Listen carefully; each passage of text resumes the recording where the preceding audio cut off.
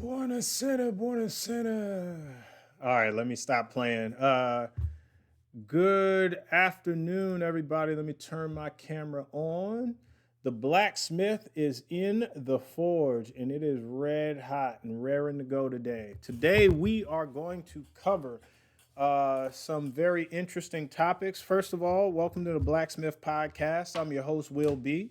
We forge men over here, right? We take the ore we find, we smelt it down, burn out all the impurities, and then we hammer and shape and sculpt until we have our perfect product. Okay, so that's what we do over here. And Saturday afternoons, at least Pacific Standard Time, at noon, are our financial open discussions, or just we pick a different financial topic and teach on that every Saturday. So if you want to be a part of that, that is the Blacksmith Podcast server on Discord. And if you shoot me an email to the blacksmithpodcast at gmail.com, I will send you the link. All right, folks. So today, what we're going to be talking about, we got a couple of different topics. Overall, what I want to discuss today is your relationship with money. Your relationship with money. No one ever says it that way, but we all have a relationship with money, whether we know it or not, whether we were taught this or not. Um, we all have a relationship with money. Okay, give me 2 seconds.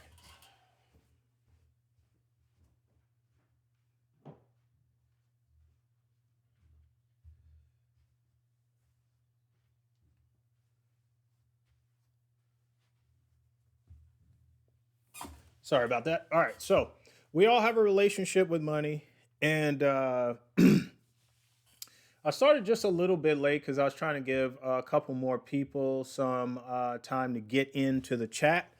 But I think we have what we're gonna have today. So um, let's talk about relationship with money. Um, when it's all said and done, there are three types of mindsets out there, and I posed a question to the chat, Discord. This is all Discord. Anybody who's watching this on YouTube or anything else, this is all from the Discord chat. I posed a question to the chat this week, and I asked people, if you had $100,000, what would you do with it? And I got all kinds of different answers. Um, I got let's see, let me scrolling through it right now. Let me see. I got put half in IRA and pay off car. I got somebody investing most of it. I got a lot of different answers. And the reason for that exercise I'm going to reveal now. Um, there's a poor man's mindset, which is a poor man's relationship with money. There's a middle class mindset, which is their relationship with money. And there's the wealthy or rich mindset, which is their relationship with money. All right. So if I ask you, if given $100,000, what would you do with it? If the first thing you rush to do is pay off debt, you have the poor man's mindset. And let me explain. Because the poor man's mindset believes that money is only for paying off debt. Now, why would that be? Why would you have that mindset? That's because your relationship with money is very poor. It means that instead of you living below or beneath your means, right? If you only earn 30 grand a year, you can't be spending 35 grand a year, right? And if you earn 30 grand a year from one 40-hour a week job, and you're not working two, but you have the ability to do that, or taking on overtime or working a part time job, then your relationship with money is very poor, because you could work yourself out of that situation, right? But you're not doing it. So Your relationship with money is very poor because you will overspend. You will spend what you're not netting. Net is what gets deposited into your bank account once all the taxes are taken out, right? So you have a poor relationship with money, thus you have a poor man's mindset. So you're always creating more debt, either because you're not working enough, you're not earning enough, a combination of both, and or you're spending too much. And so you would rush to pay off debt because you have a poor relationship with money and you keep creating more debt. Um, the middle class mindset, right? If I ask you what would you do with 100 grand, and you tell me I would go buy a new car, I would go get a Corvette, I would go take this vacation, I would go, hey, that's what you would do with it, right? But you have a middle class mindset because you believe that money is only for buying things. Money is for things, right? Acquiring things, either acquiring new experiences with vacations, and you name it. It could be, I don't know, a yacht ride, or what am I trying to say? Well, you take the big ships and you go from Spain to Italy or whatever. I can't think a cruise, Take a cruise, a vacation. You're buying Versace on the floor, Bruno Mars. You're buying designer clothes and stuff like that. You get new cars, things of that nature. Then you have the middle class mindset. The middle class usually doesn't ascend into the rich or wealthy class because of that mindset right there. Their relationship with money is that, and let's not be fooled. Some of them have debt. A lot of them have debt, but it's more manageable than the poor class. They earn more than the poor class, and so that's that middle class mindset. Okay, now the wealthy mindset. If I ask you what you would do with 100K, and you came back and said, I would invest it all and I would ensure at least a 10 to 20% return because I put it in a mutual fund. You have a wealthy man's mindset. I would ensure that I put it all in the stock market. I'll read one that I had, right? One I had said I would put 45% into XRP, which is crypto. I think it's trading at like $2 and 10, 20, 30 cents, something like that. And 45% into Orchid Island Capital, which is a REIT, a real estate investment trust. So it's a high dividend yielding stock. And when I say high dividend yield, I mean it's like 18%, something like that, 16, 18%, and then 10% emergency fund. This right here is a wealthy man's mindset because XRP is cryptocurrency and it's somewhat centralized. Um, and so that's an investment, right? Um, Orchid Island Capital pays huge dividends. That's an investment. So basically, he'd be putting 45,000 into that. So let me show you what he'd be doing. And this is why he has the rich man's mindset. I just need a calculator. I should have pulled this up before. All right, y'all can see my screen. Yes, you can. Okay. So he's going to take 45,000, right? And he is going to divide that by, oh, let's see. Let's get some accurate numbers here, right?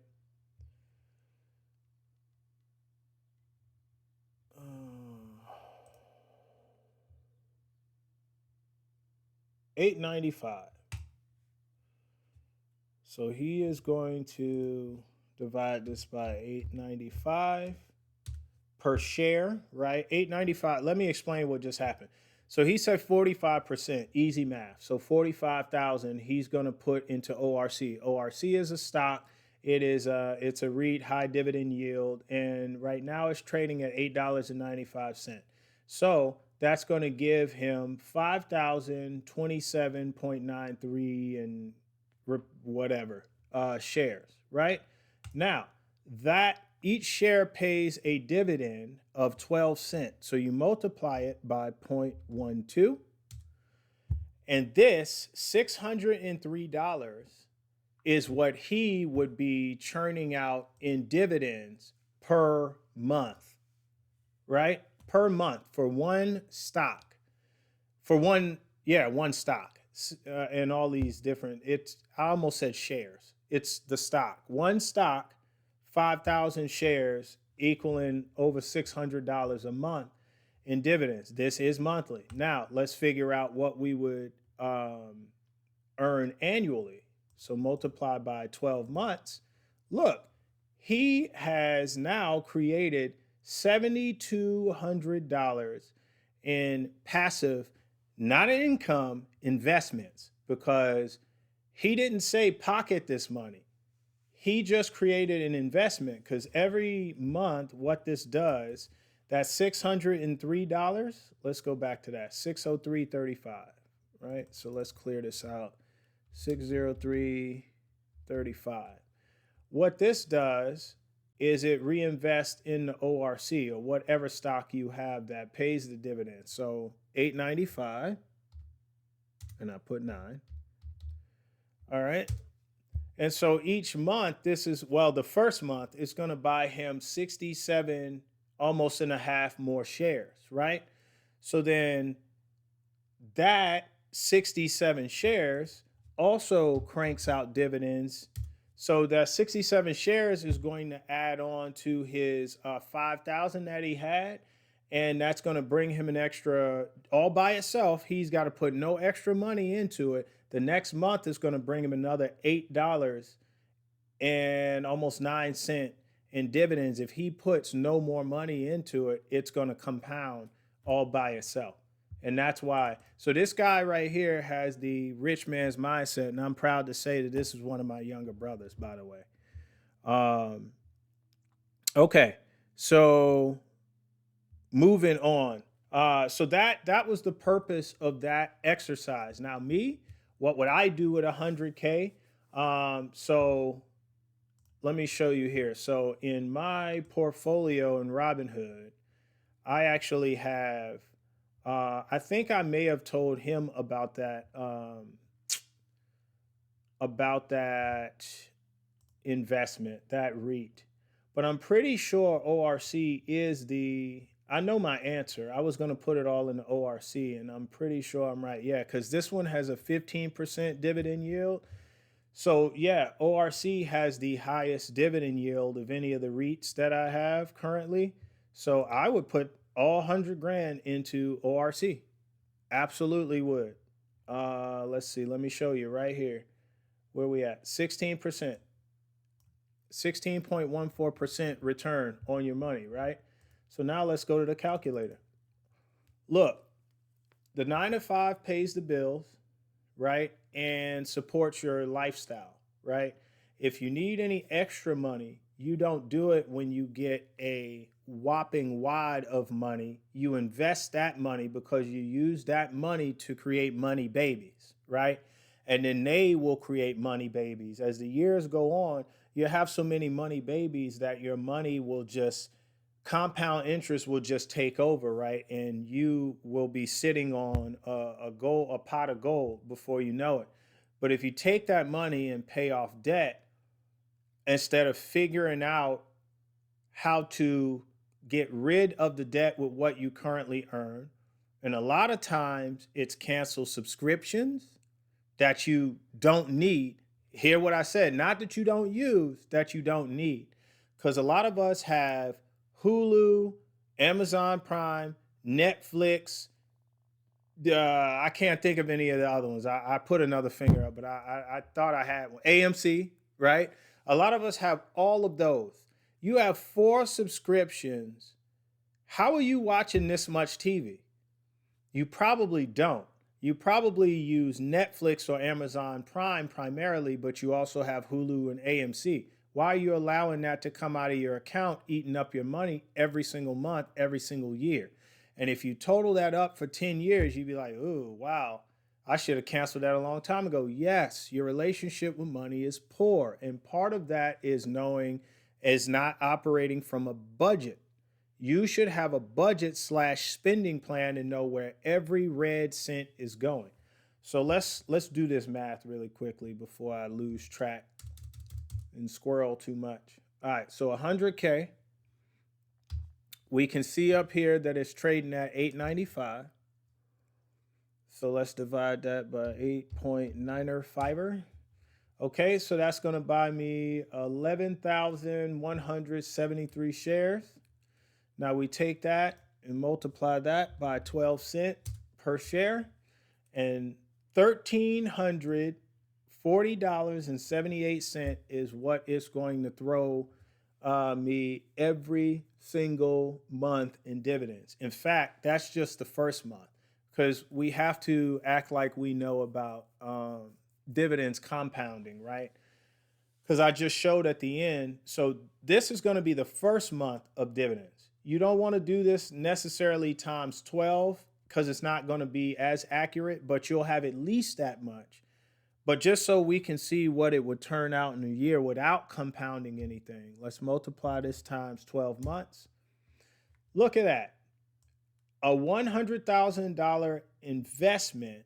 So the poor man's mindset would have spent it all on debt and then try to make it sound great. Like, oh yeah, then I'd save the rest. Well, saving gets you nothing, right? Again, poor man's mindset. I throw it in a savings account. A savings account earns you what? 0.25%? Nothing. Inflation is just burning your money. And so that's, again, saving is a poor man's mindset. I talked to my wife about this the other day. At bare minimum, if you wanted to save money, you should put it in Acorns, something like that. You should put it into a savings certificate or savings CD, because the savings CD locks it, sure, but you can get 4 or 5% on that savings CD. And if inflation's 3% a year, at least you're getting a percent or two inflation on your money. You're not letting it deflate 3%. You're not making it just stay the same by getting 3%. You're actually investing the money. If you're above inflation, you're investing your money, however little or however much, right? And so if you put it into Acorns, it's investing in the stock market and it's getting inflated because it's staying ahead of inflation. So if you're not doing that, you have a poor man's mindset. And it's not a knock to you, it's not a shot at you, it's to wake you up, turn the light on in that dark room you've been standing in, because you can't see it yourself. So from the outside looking in, somebody else has to shake you awake. You have a poor man's mindset. If you've been taught to just save your money, then they never told you the other side. Saving 10 grand that year, it still says you have 10 grand on paper, but it's going to spend like 9,700 because inflation took it down $300. Nobody ever said that, but again, relationship with money, and it starts when you're a kid. Don't just give kids money. Don't just tell them don't just make them think money comes without work. But you have to teach them all this stuff about inflation. If you want them to be financially literate, you have to teach them. And if you're not financially literate, it means no one taught you. And so now, however old you are, you have to learn this. All right, nothing from the chat. Okay, let me keep going. So this is going to turn a $100,000 investment is going to give you back $16,000 a year. So if you took, let's do 16,089.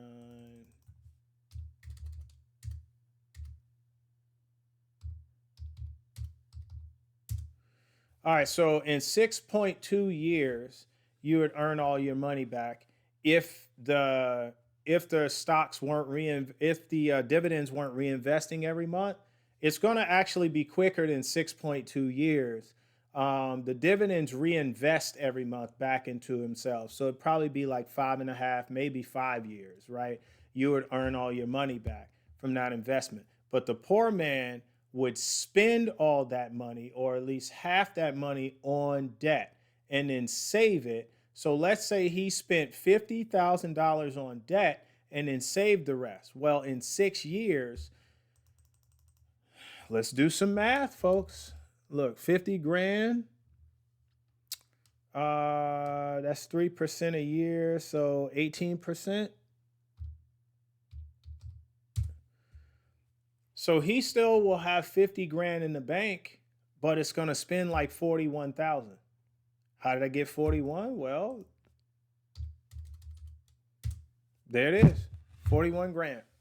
So if it's 3% a year, then that means that same dollar in 6 years has now deflated 18%.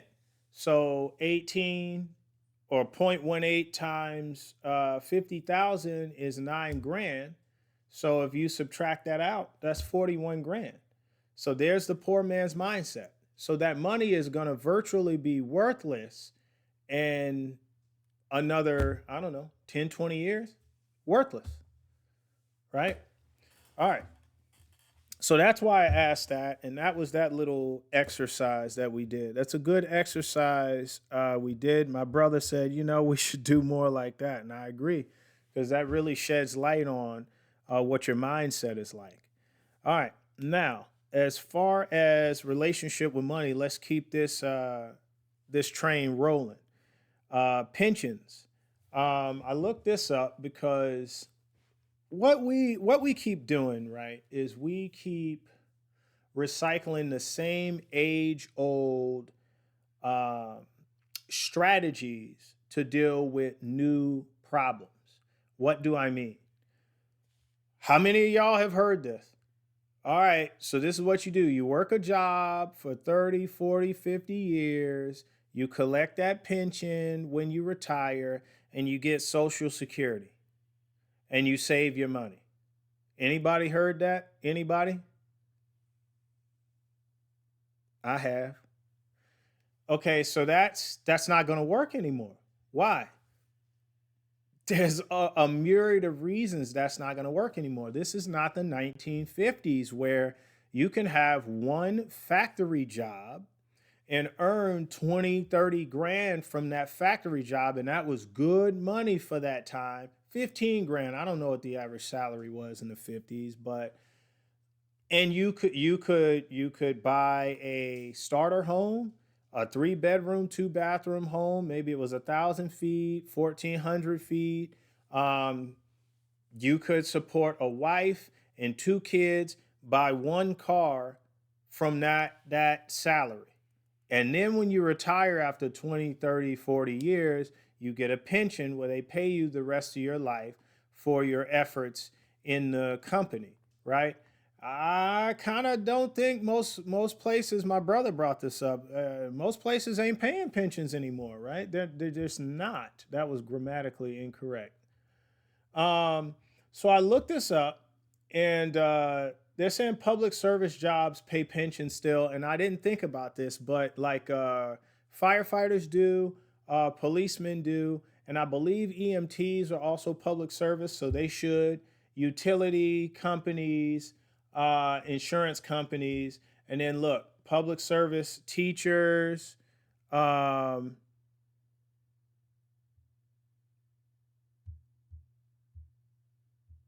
Sorry, I just got I got a text message I had to answer. Okay, so teachers. So teachers will often have pensions. I did say police officers, firefighters, yada yada, but um, registered nurses who work for government or unions may be eligible. Now, trades, because I see electricians, plumbers, truck drivers up here. Yes, trades, especially if they're in unions. So, like in the Northeast, a lot of places, a lot of those states are union states where Unions are big time. So if you're a part of the union, yes, you get that. But I don't think the average job offers pensions anymore. So, like myself being active duty military, I joined before January 1st of 2018. Thus, I am on the pension system. We call it the high three or the legacy retirement system. So if you do 20 years, if you retire on or after 20 years, you will begin getting your retirement, your pension, right away. So I'll be eligible in 3.5 years. I'll be 42, and that'll be my 20 years in the Navy. The moment I retire, if I retire right at 20 years, let's just say, the moment I retire, the next month, I'll have a pension check coming in until I expire, which I don't know what the expiration date is. So pensions are a good idea. Um, but he is absolutely right. No no pensions for most jobs. If you work for Chick-fil-A, are you going to get a pension? If you work for Walmart, do you get a pension? Or when you quit, do your checks stop? If you work for Amazon, are you going to get a pension? Or do you just stop? See, most people say, I'm retired because they're 62 or they're 70 years old. No, there's again, relationship with money. You are not retired. Retirement is the point at which technically you are. The point at which one doesn't work anymore. That's retirement.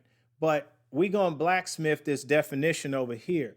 Retirement is at the point at which a person has invested enough money to where their money will work for them and they no longer have to work for money, and the money they have invested can sustain them the rest of their life. That is true retirement, right?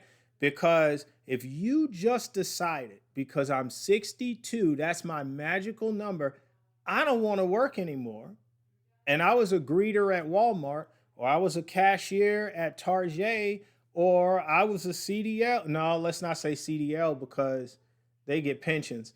Uh, what doesn't get a pension? I'm sorry, I keep saying all of these. I worked in fast food. I was at the cash register for 30 years. I was a no, because that's what the school district. Well, there's three examples right there, right? You just stopped working. You no longer work. There's no money coming in from that other than Social Security if you're drawing that, right? So, what you have to understand is that if you are not drawing residual income from your efforts in working the rest of your life enough to take care of you, you just stopped working. And what you actually are going to do is if you have children, you're going to be a burden on your children. Your children are now going to have to work to sustain themselves. If they have families, their families, and you. And granted, I call it a privilege to be able to now take care of your parents, how they took care of you. However, as a man sitting in front of you right now at 38 years old and capable, and my brain works, and I know all this stuff, I would be morally remiss to put my welfare in the hands of my children and bring nothing to the table for them to. It's different. Like if I couldn't work anymore and I got medically retired from the Navy, because then now you're getting a pension from the military, you're getting VA disability, and then when you're old enough, Social Security. And if you bring no debts, now maybe that extra money they can actually, with your money, take care of you, right? And then there's medical benefits as well from being retired from the military. So now you have even insurance. And I also have life insurance. So that kind of stuff, if the children had to take care of you, you're not such a burden. So think about that. Again, and my brother brought this up, Social Security, right? So this was just a conversation. I had a whole different topic cooked up. forged up to talk to y'all about. And he kind of changed my mind with some of the stuff that he was saying. So since I was 18, so 20 years ago, 2 decades ago, yeah, that this gray is here for a reason now. I have been told Social Security might not be around when you're ready to retire. And so I looked this up. So according to SSA, Social Security Administration, 2024 trustees report, Social Security, why can't I say that? Is that a tongue twister or is it just me? Social Security um, will be able to pay full benefits until 2035. After that, the program will face a funding shortfall. However, SSA also says that Social Security will continue to exist after 2035. But if it does, what does that mean? That, first of all, reading that, it will be able to pay full benefits until 2035. Well, brother, I don't plan on being dead in 10 years. I'd be 48, right? I'm not even retired yet. I might be retired from the military, but I won't be, I'll darn near be 30 years in the military at that point. But get what I'm saying? I'm not retirement age, like retirement where you're no longer working, right? Um, because you have some people who retire in their 40s from a job that they did 20 years in, right? But are they retired to the point where they no longer work, or do they go and get other employment to still sustain them? Because unless you plan on, you retire at 48, unless you plan on being dead at 50, I mean, you probably want to work. Um, what's the average life expectancy for you, right? So yeah, this is only going to pay full benefits until 2035. So why would parents now, and here's the whole shebang, right? Here's my whole point. Why would parents now still be raising kids, telling them to work a job for 20, 30 years, 40 years, whatever, retire and get a pension and get Social Security and save money? Let's burn all these bridges right now. Don't ever use these again. Saving money just means that inflation is going to slowly burn it up, right? What was this one? Social Security. Social Security says social. Y'all heard me, right? Social Security is saying it's only going to be around for the next 10 years for full benefits. After that, maybe they'll pay a fraction to everybody of what they used to pay. They're going to cut some benefits out of Social Security. So people are not going to get what they paid into it, is what it's basically saying. So why would you be betting on this? Even if your son or daughter was 18 years old, why would you be telling them this? That is an old way to deal with new problems, right? So Social Security's burned. Most jobs don't pay pensions anymore, right? So if they have a job or a career that doesn't have a pension, why would you be telling them that? That makes no sense. Um, and then what was this one? Work a job 20, 30, 40. Let's burn this bridge too. All right, so look, we're gonna burn it all down today. But you have to put that piece of metal into the fire, use the accordion air blower, heat that sucker up, get the oven real hot, then pull it out red hot and start hammering on it. I mean, you gotta heat it up and burn it up to even for it to be malleable. So let's burn this bridge all the way, right? Work a job 20, 30, 40 years. First of all, what it tell me what the benefit in that is. Okay, I just said, well, I've said this previously. I've been in the military for 16 years, right? But my career field pays a pension. Military pays a pension because I got in before January 1st of 18. So there's a benefit to me working 20 years and past 20 years for one company, right? Um, I don't want to switch from Army to Navy, but even if it'd be the same thing. I'd still be on the same pension plan, even if I went from blue to green or something like that, right? But if you worked as a cashier for Aldi's for 2 years, you have 2 years worth of cashier experience in handling money, right? Should you stay with Aldi's another 18 years? Or should you now take that 2 years experience and go to Home Depot? Should you now take that 2 years experience and look at a bank to become a teller because you already have 2 years of handling money and doing transactions and having customer service experience that may pay you double what you're earning at Aldi's? See, the same old thing doesn't work. And if you look around the world, right, I don't know if you guys are sports nuts or whatever, but this isn't the 80s, the 90s, the early 2000s. When you look at sports, I'm gonna use football because that's what I know the most. Barry Sanders played every single year in the NFL with the Detroit Lions, right? They had him franchise tagged. He couldn't get traded away to another team, so he just retired, right? But he played every year as a Detroit Lion. Um, I'm pretty sure I'm right about this, but let me use somebody I know.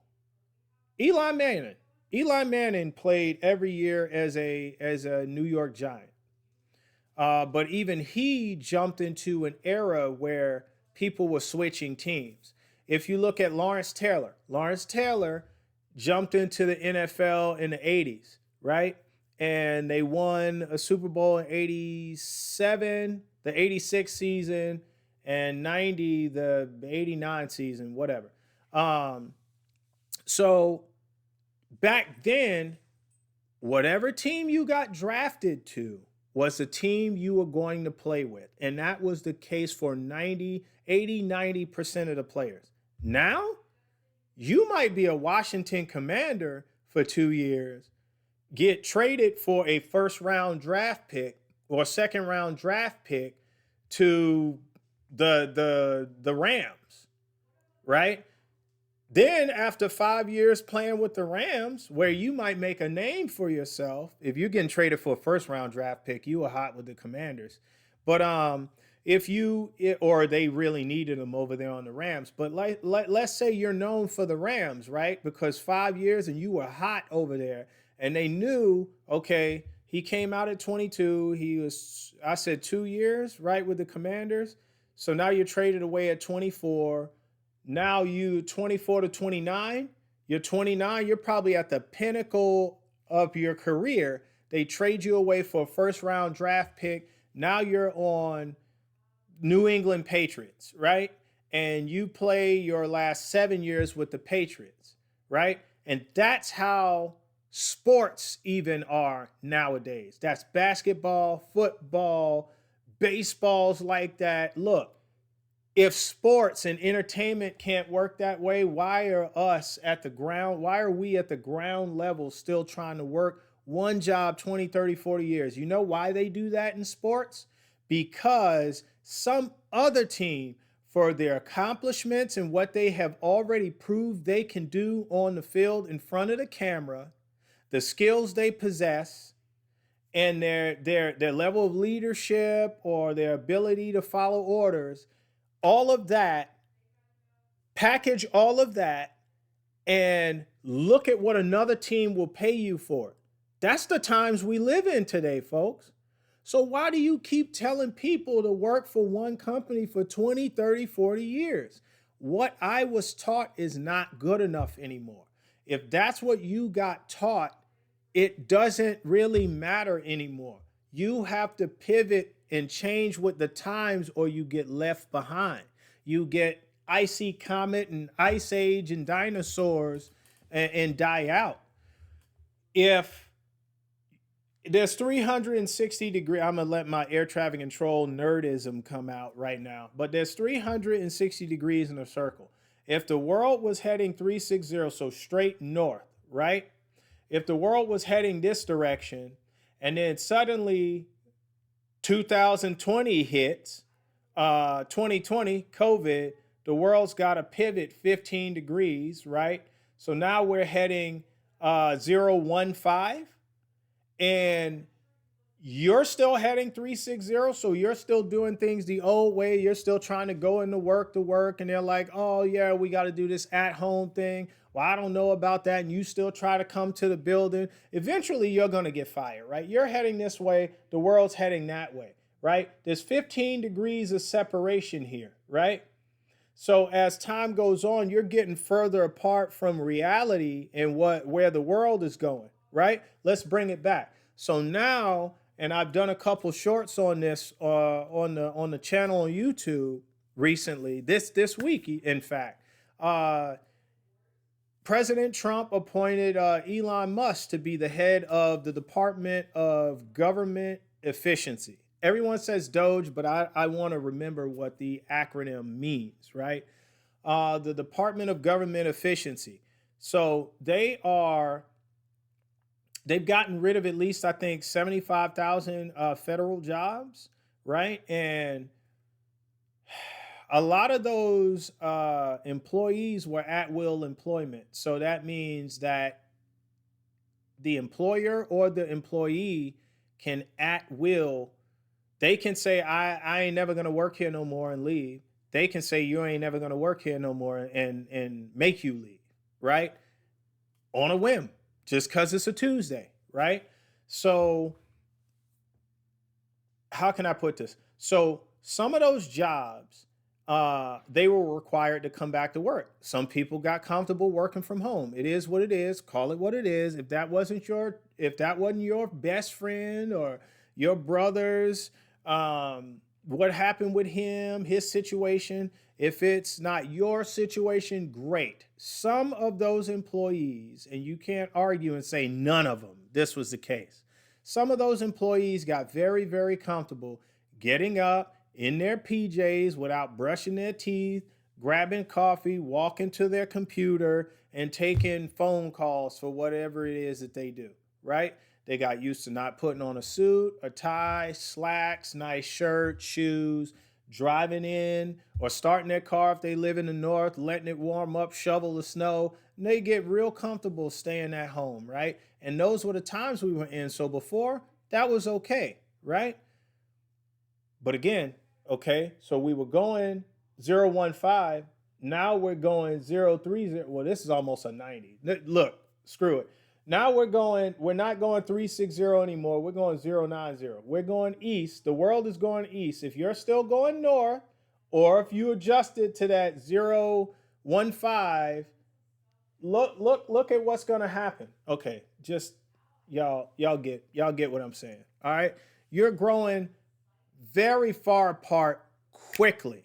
If they say come back to work, oh, I ain't coming back to work. Why can't I work from home? All right, look, man, we're going a different direction. Come back to work. You have trouble getting up and coming back to work? Fired, right? Or if your position was a remote work position and they no longer want remote work, guess what? They get rid of those. And so then you can sit there and be upset and say, well, I was hired for remote work. Why can't I just work from home? I don't understand. I have to travel 70 miles to go into the office, and you will do it if you want the position. If you do not do it, you don't want the position, then look for something else. Look, folks, you have to pivot and change with the times. So stop teaching people the same old tropes. They're not going to work anymore. The same old strategies to deal with new problems. It's not going to work anymore. You can't just work a job for 20, 30, 40 years, support a family of 4 or 5, buy one car, buy one house. No, let me take that back. Buy one house, one home, and buy one car and support everything and make it work. Send kids to college and all of that. You can't do that. The times have moved away from that. Inflation has gotten too much. I think there's enough on that one. What's another one that we talked about? Okay, so we have 2 more topics, and this one should be really, really quick because, and I can actually add these in. Now, y'all know this is my favorite calculator on the Blacksmith podcast. All right. So I love doing this. 401ks. Why to invest in 401ks? And I've done this a couple of times, but we're going to do it again just because it was requested. Oh, we got a chat. Let me see. People are too quick to rely on Social Security. The average Social Security check is less than $1,800. Hey, so that came from the chat, right? The average Social Security. Why can't I say this? I am going to off camera. Social Security, Social Security, Social Security. Um, so if the average Social SSI check is less than $1,800, are we talking net or are we talking gross? It really doesn't matter, but if it's gross, I'm already scared if that's net. But if it's gross, Lord have mercy. But how is that reliant then? How could you rely on that $1,800? I mean, if all your bills are paid off, right? And that check comes in, you have $1,800 worth of income that you can use for anything. Absolutely great. But in 10 years, I would be investing that because in 10 years, that $1,800 might be $900, $1,200. All right. So 401k.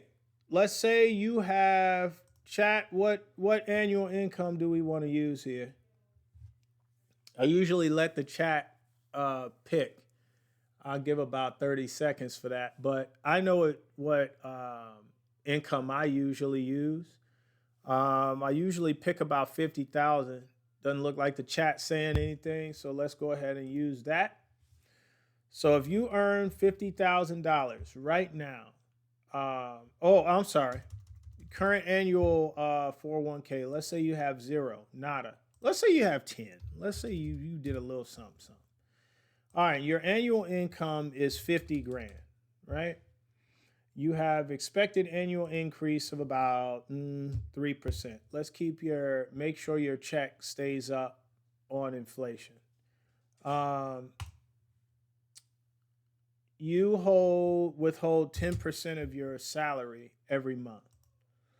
Let's say employer matches 3% of your salary. So really you're putting 10% in and the employer is matching 3 of those 10%. So you're actually putting 13% of what you earn into this 401k. Chat, I've got it up. I see somebody's typing, so I can alter this if need be. All right, so now you have to pick when do you want to retire, because it says year to fund your 401k, right? So if you're 30 years old, when do you want to retire? And look at what you're doing. Is there upward mobility in what you're doing? Are you driving a truck and unloading the truck? And at 70 years old, you can't see yourself doing that anymore. So you want to retire at 60. Are you being a janitor and you can't see yourself doing that past 65? Are you an air traffic controller and actually with federal limitations can't do it past the age of 55 or 56? So it just depends. And can you move to something else or do you have to just retire altogether? Right. So you got to figure that out. If you have a physically demanding job like construction, demolition, things of that nature, you might not want to do that to 70. So let's get a good age here. Let's say 65. So you're 30 right now, earning 50 grand.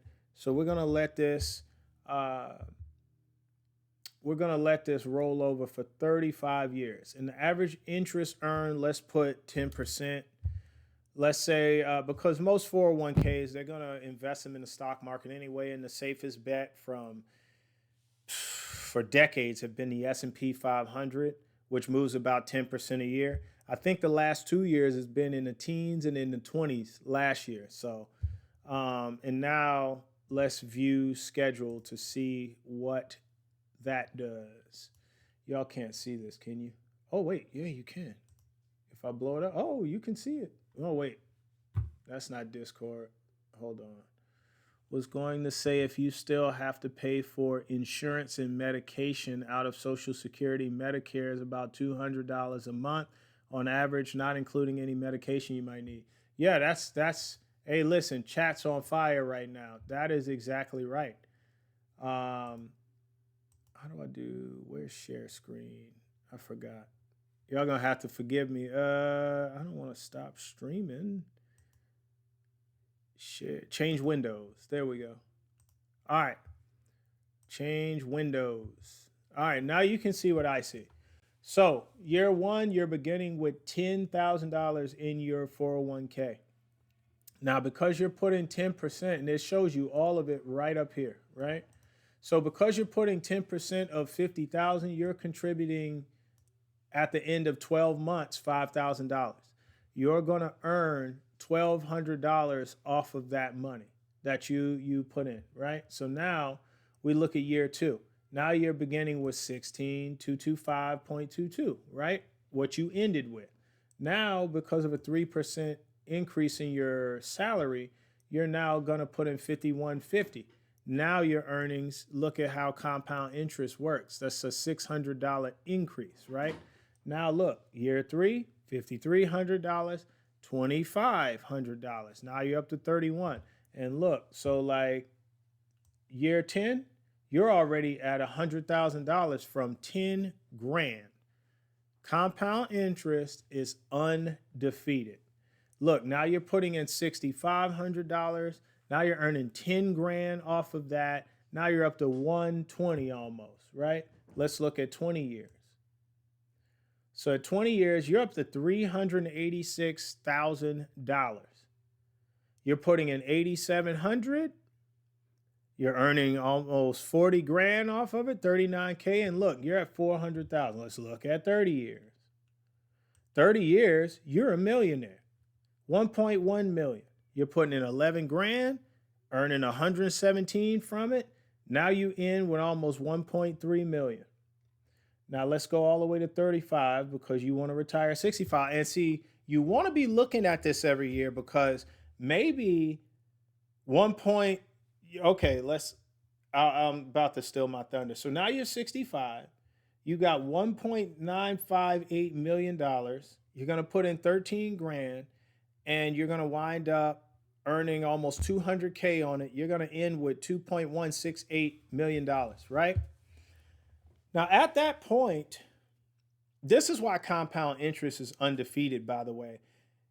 After 35 years, realize right here at the bottom left, you've only contributed $302,000 to your 401k, which in and of itself is a lot because you were only contributing 10% of what you earned.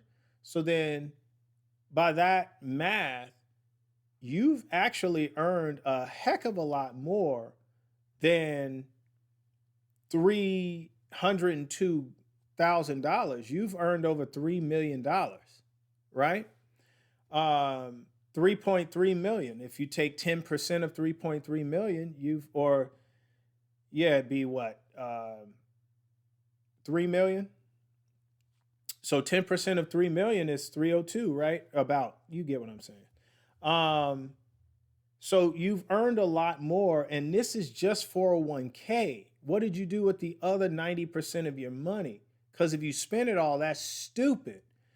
That's another thing we don't take into account. If you're only giving 10% of what you earn to your 401k, where did the other 90% go? Is it in savings? Because if it is, inflation's burning it up slowly over time. At 35 years, you take 3% times 35, your money, your dollar is about to shrink. You might as well, oh God, you might as well put pour gasoline on half of it and strike it, right? And save what you can after it's fully alighted. Anyway, because that's about what inflation's doing to your money. Okay. Then from compound interest, you earned $1.8 million. And this is where you get 2.1. So now at this point, you should be looking at your 401k saying, I don't know if this is enough for me to retire on. If it's not, watch what I'm going to show you now. Change windows again. Let's go back to the calculator. Let's say you saw 2.1 million and that wasn't enough. So now you say, all right, look, I'm not going to retire at 65. I'm going to retire at 70. There's the sweet spot, right? So let's view schedule. Let's change windows. Where is it? I guess that's it. All right. Yep, that's it. Let me go full screen. All right. So it's going to look the same. It's going to look the same. Then when you get to 35 years, this was the ending of it, right? Now let's look at 36 years. One more year. Let's see what one more year will do. Now you start with 2.168. You put in 14 grand. You earn 200 grand from that money. You go from 2.168 to 2.4.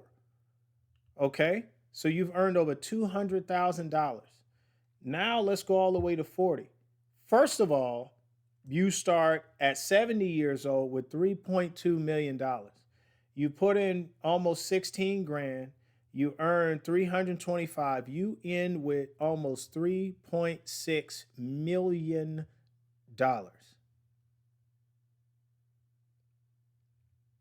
I said it once, I'm gonna say it again.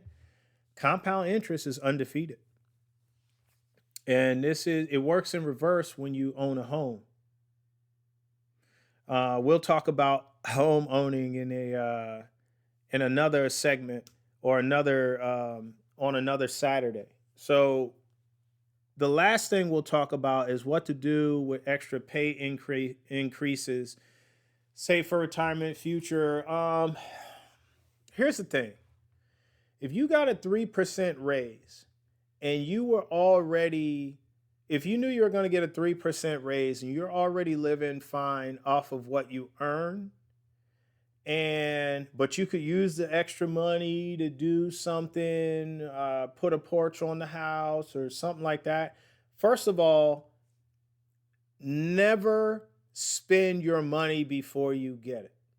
So if you were going to get a 3% raise, and let's say that was a $300 increase every month, invest your money before you get it, because the bulk of people are in the poor or like lower middle class, right? Because of their mindsets, right? Or maybe because of where they started on the in the pecking order, and they just haven't worked their way up. Whatever the case is, right? But most people spend their money before they get, ooh, when I get these taxes, I'm going to get those rims on the Lexus. Oh, when I get these taxes, I'm going to pay this off. I'm going to pay that off. I'm going to do that. Instead of spending your money before you get it, why don't you try investing your money before you get it? So if you know you're getting a 3% raise and that's going to wind up giving you 300, I'm just using, throwing some numbers out here. If that's going to give you $300 raise every month, that's $3,600 a year, right? So instead of spending it before you get it, why don't you say, I'm just going to increase my 401k entitlement 3%. So when I get my pay raise, I'm already investing it. I never see the money. I'm never tempted to spend it. Do you know how much more that will compound? You don't. I got you. Let me show you. Let me read the chat first. Was going to say until you, also need to consider what type of 401k and how the taxes will work if pre-tax. Oh, okay. Yeah, chat's undefeated too. All right, look. What the chat's talking about is with an IRA, you can do a traditional IRA or a Roth IRA. And here's the difference. A traditional IRA does not tax the money before it puts it in. So if you gross $50,000 a year, it's going to put in $5,000 that year, right? A whole 10%. But when you pull out, and that would be what this one is depicting. Let me go back to this screen. Stop. Change windows. All right, so that's what this one would be depicting. This is the equivalent of a traditional IRA because you put 10% is putting in 10% untaxed, right? So now that means when you pull this $3.5 million out at 70 years old, whatever taxes on that money is, it's going to hit that $3.587 million with tax. So you may have that in there and you may come home with $3 million. You may come home with 2.8, whatever the tax rate for IRAs and whatever is going to be in whatever year you're going to retire. That's what's going to happen. But financial advisors will tell you, some of them, that traditional is better because it puts more money in so you can compound more money over time faster, right? So even when it gets taxed, okay, they take some of your money out, but you've compounded more money over the years, so you've earned more money on all of that money.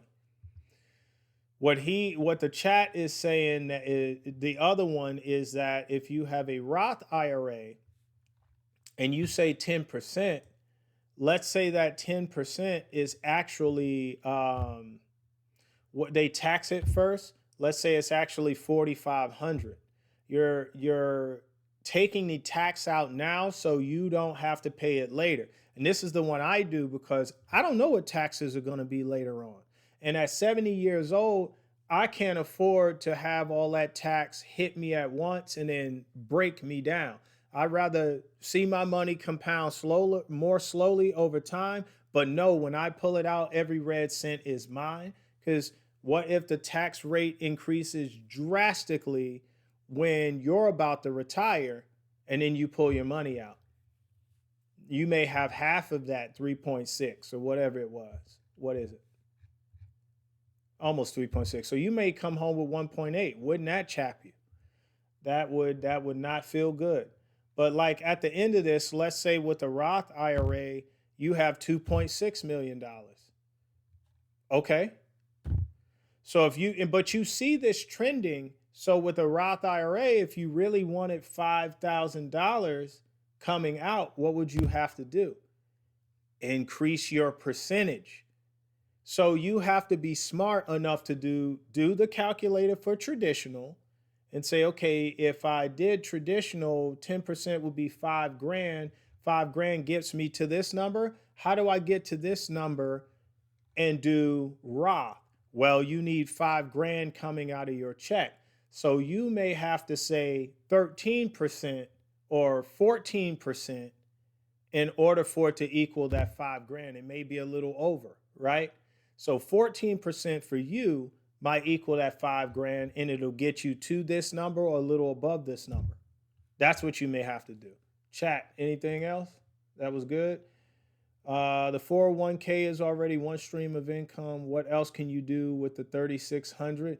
Yeah, so that is actually my point. So, okay, no, that's a different point. That's a good one. Chat is undefeated. So if you were going to get a 3% raise, what he's saying is the 401k is already going to be a stream of income for you when you retire, right? What else could you do with that $300 increase you're going to get every month? And what you could actually do is put it into a REIT. So let me close the chat so I can see my screen. Let's change windows. Let's go to the calculator. This is what I need. But I'm not going to use the calculator. I just need to get to this window with this calculator. All right. So let's say, oh shoot, $895. There we go. So let's say you have $300 and you're going to put it into ORC every month. That's currently trading at $8.95. And you see that right up here. I can flip to it. Orchid Island Capital, $8.95. All right, going back here. So that's going to buy you 33 shares, right? Now, if you didn't reinvest this every month and you let the 300 shares buy you, or the $300 buy you shares at $8.95, it's going to buy you 33 shares every month, right? But let's see. So it's going to buy you 33 and a half shares. So now, if you want to find out what your dividend is going to be, multiply it by 12 cents. That's going to be $4 a month in dividends it's going to pay you. Now let's go back. 300 divided by 8.95 equals 33.51. Now, if you want to find, that's how many shares it will buy you for 1 month. But if you did that for the whole year, $300 a month or $3,600 a year is going to buy you 402 shares for the whole year. Times 12 cents, that's $48.26 in dividends per month. And that's just for the first year. And I didn't actually do the math to compound every month either. So you at least be earning $48 in dividends by the end of the year. Now, if you multiply that times 10 years, I would have to do, what is that? I have to do 120 months, right? I think, yeah, I did it wrong. Hold on. It should be 300 divided by 8.95. And that's 1 month. Now I would do times 120 months. Okay, so it'd be $4,000 in dividends. No, that's the shares, right? All right. I gotta get this right on camera. 300. I blame my brother for this. 8.95. Yeah, that's how many shares. Okay, times, here's the dividend, the monthly dividend. Now, if I multiply that by 120 months, it'd be $482 in dividends a month. So he's right. So wouldn't that be worth it? I mean, and if you did that for another 120 months, you could double that. If you did that for another 120 months, you could double that. That's 30 years. And that's just a slow trickle of money. And you're never putting it into your own pocket. So he is exactly right. I'm going to tell y'all something in closing, okay? We blame a lot of stuff. We blame our financial situation on a lot of stuff. We use a lot of excuses instead of reasons. And notice, we are never the blame, right? We'll blame my parents didn't teach me, or I fell on hard times, or something like that, right? Who have you ever asked why you broke, and they have said, looked you in the eye and said to you, my relationship with money sucks? No one's ever said that with me. But that's really what it is, folks. So if you really want to change the trajectory of your future, then you have to start changing your relationship with money in the now. If you want your future to look different than dismal, the dismal way it might be looking right about now, if you look 15 years in the future, if you're broke now and you continue the same habits you have right now, 15 years in the future, you might still be broke, or you might be broker, right? Broker. But get what I'm saying, right? You might be more broke than you are right now. Unless you change something, nothing's going to change. So your relationship with money has to change. And if there's nothing else from the chat, we're going to go ahead and close this Forge up. Doesn't look like the chat's got anything else. So I tell you what, folks, that's another Discord live in the books. The Forge is going cold. The Blacksmith. Until next Saturday.